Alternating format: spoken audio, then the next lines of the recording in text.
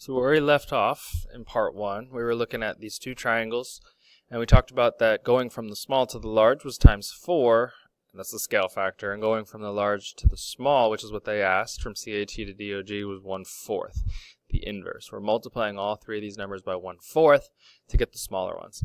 Now we're going to compare the area. So where this gets tricky is most students will say, well, shouldn't this just be 4 times the size in terms of the area, and this should be 1/4 the size.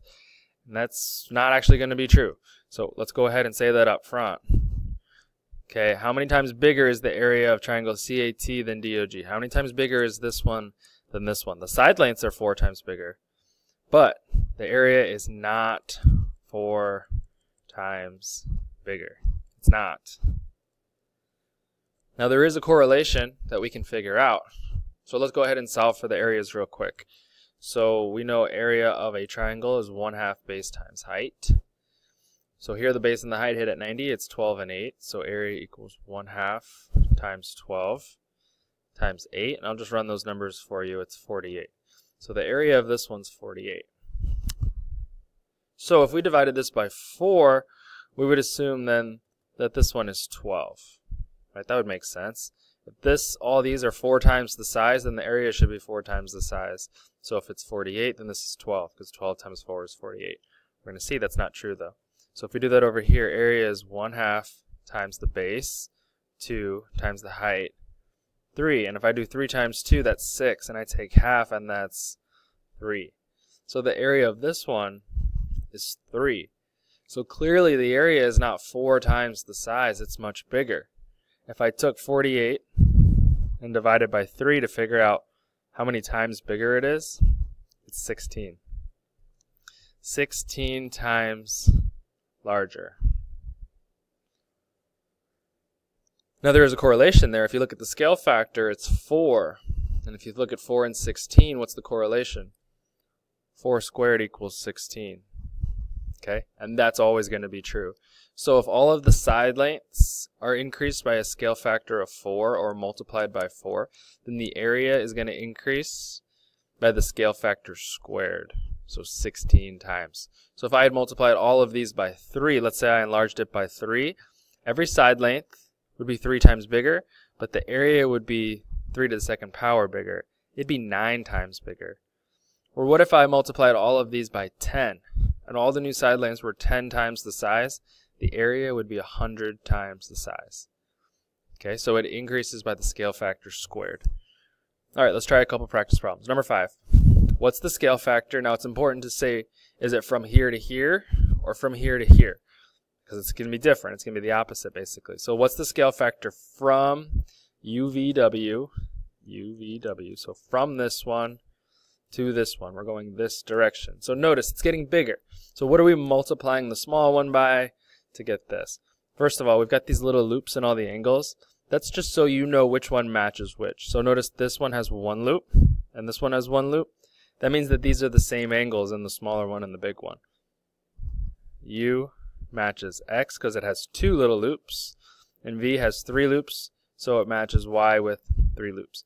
Now remember, the angles of every single triangle in the world is 180 degrees when you add them up. So these 3 angles add up to 180, and so do these. So at first glance you may say, well, this angle is getting bigger, right? Because the triangle's getting bigger, but it's actually not. This angle is going to be the same as this one.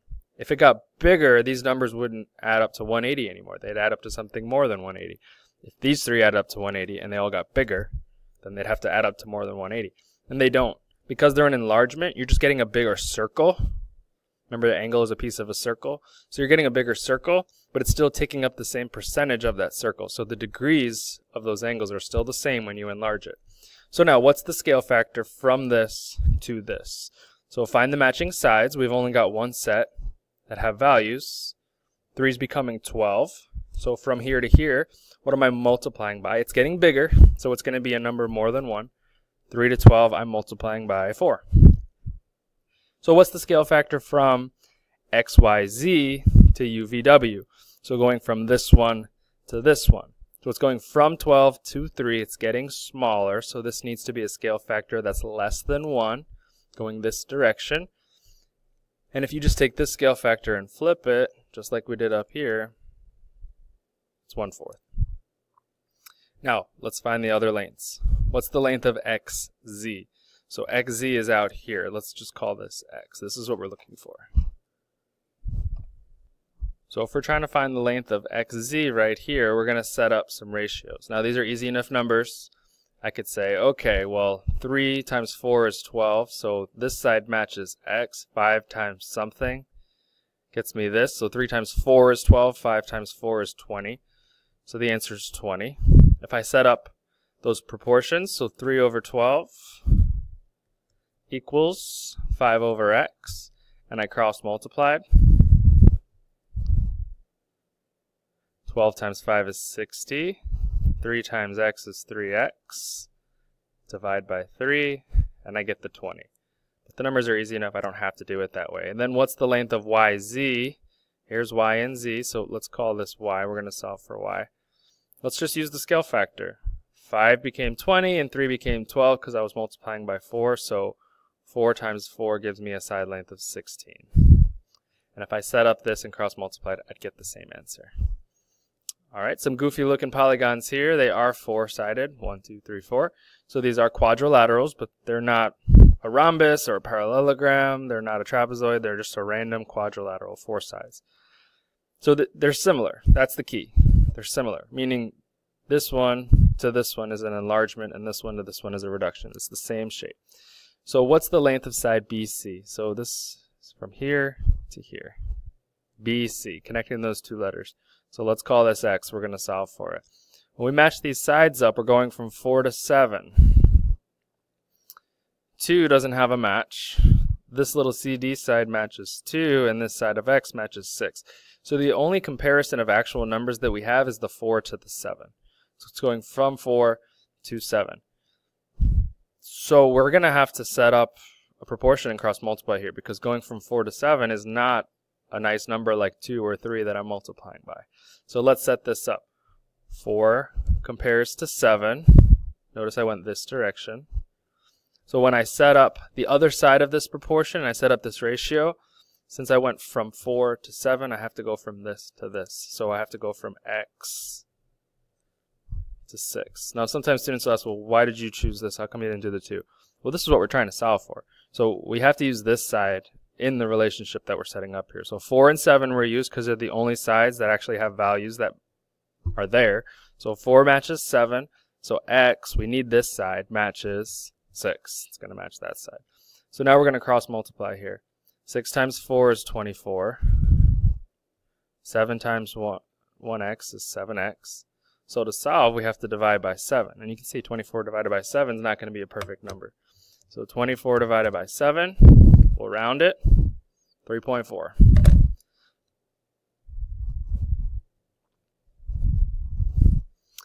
All right, what's the side length of RU? RU is right here. So let's call this y. We'll use a different variable than x because we already used it. So it's going to match the 2. So 2 matches y. And we need to set it up to another set of sides that match. Now you could go use this 3.4 and 6 because they match. Here's the problem though.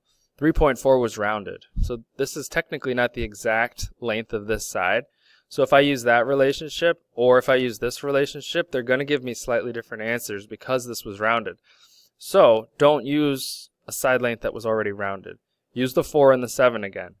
Okay, the 2 matches the y the same way the 4 matches the 7. Cross multiply. 7 times 2 is 14.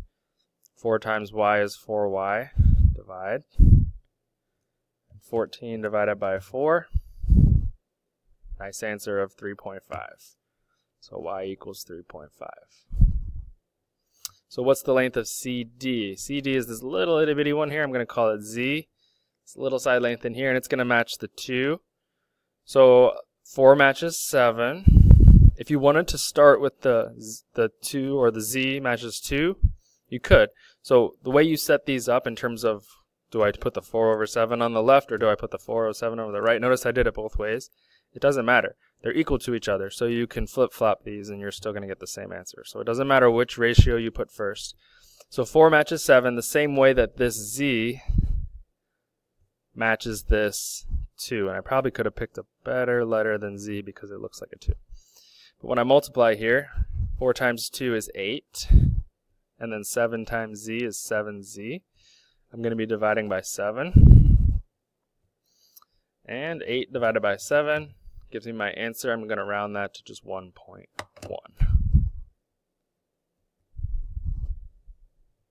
Perfect.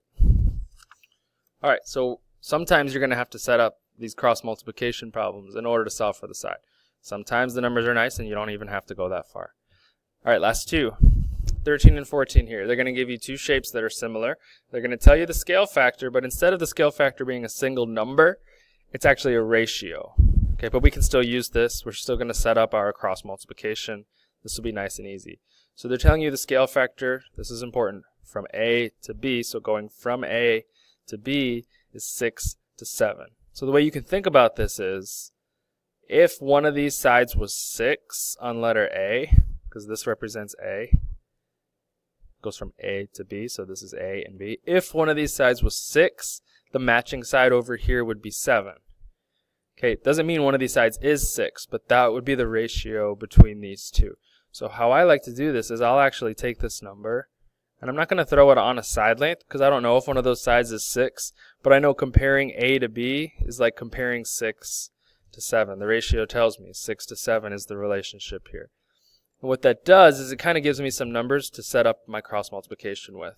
So I know 6 matches 7. Instead of a question mark, I'm going to put X because that's the side that I'm trying to solve for here.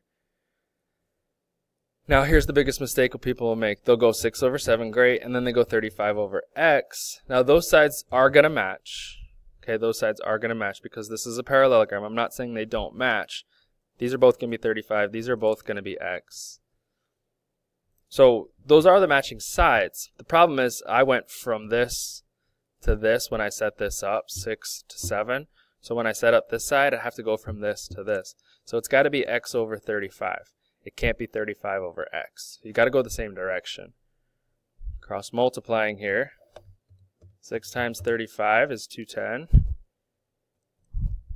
Multiply this way, you get 7X. So I'm dividing by 7. 210 looks like 21, so I know it's going to divide nicely. These canceled. 210 divided by 7 is 30. My missing side up here is 30. All right, last one. Relationship from A to B is 1 to 3. So if one of these sides was a 1, the matching side on B would be a 3. So I'm going to just throw these numbers in here. A to B is 1 to 3. So when I set up this relationship, first of all, this one I could do in my head. If 1 was becoming 3, if that's the ratio, that means the scale factor is 3. I'm timesing by 3. So this missing side over here, when I set up this relationship, it's going to be times 3. So what times 3 gives me 27? Okay, it's going to be 9. The answer is just 9. I could do it that quick.